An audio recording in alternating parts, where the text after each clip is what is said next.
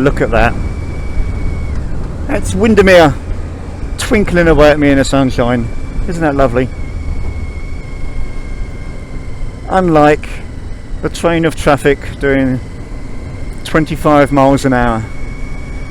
Double whites down the middle. No doubt all of them thinking, oh, look at Windermere, isn't it lovely? Oh well, can't say I didn't expect it. But go on then, it kind of gives me an opportunity here to talk about appropriate speed.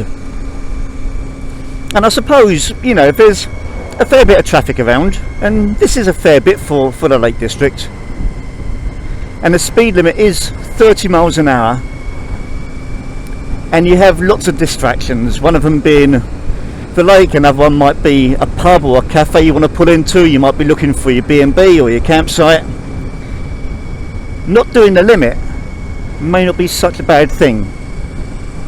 You know, and there's loads of examples when not doing the limit is no bad thing. When conditions deteriorate, okay, so when it's a bank holiday and there's stacks of traffic, when it's pouring down with rain, when you've got less grip on snow or ice, if you've got less visibility because of fog.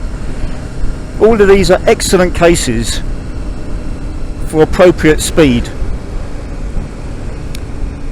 I'm very glad for it. I don't speed inappropriately, I don't think. But also, if you turn that reasoning on its head, where you have perfect conditions, then what is appropriate speed? Is it a limit, or can it go faster? And my feeling is, if the conditions are perfect, then why not go faster? I don't mean in the 30s and the 40s, I don't mean in the urban areas.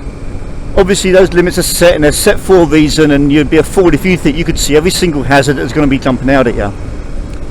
But once we get into the dual carriageways with the 50 mile an hour, once we get into the national speed limits with clear visibility, motorways, 3 lanes, nothing on them, and 70 miles an hour feels a bit laborious, to be perfectly honest. I'd recently come back from my family's place down in Essex, down in the south. So I had a 300-mile trip, and I always tend to leave about 7 o'clock in the evening with the intention of getting back up into Lake District around about midnight, 1:30, something like this. And I did, because there's no traffic on the road at that time of night.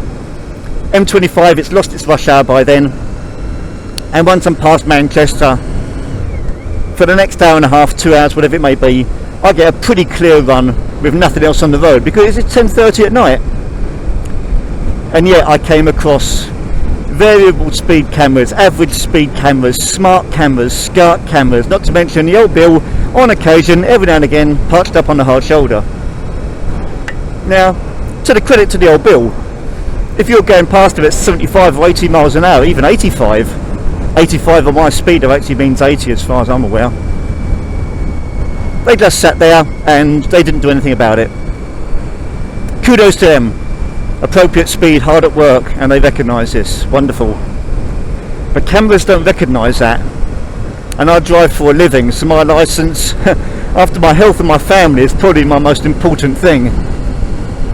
And I've got to be very careful. To the point of being too careful. And then you go the other extreme. You start clock watching. You start looking at your speedo. Oh, am I doing 52 in a 50? Am I doing 48? Am I averaging it out so it's not going to be more than this? Have I seen every camera? Have I seen every sign for every camera? And he come home after 300 miles, well 600 after they're there and back, with the cold hard truth that in a fortnight's time you could have actually lost your licence for doing nothing more than maintaining appropriate speed.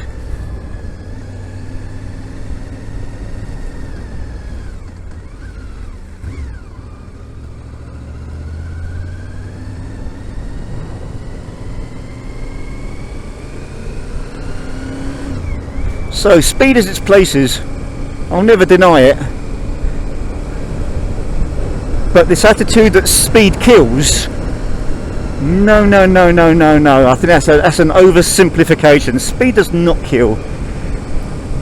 Lack of observation kills. inappropriate speed kills, you know, where it's not needed or recommended. But appropriate speed, it's exactly what it says. It's appropriate. It's for the conditions.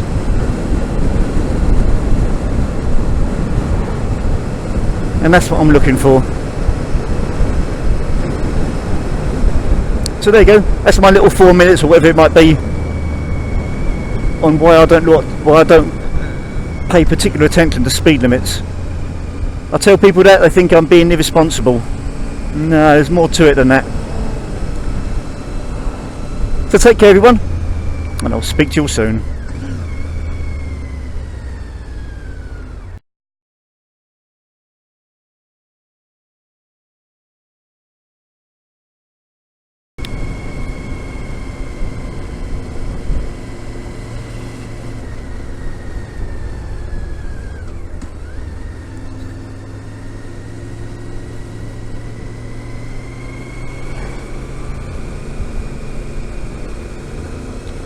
What a great example of why you don't trust other road users, you fuck.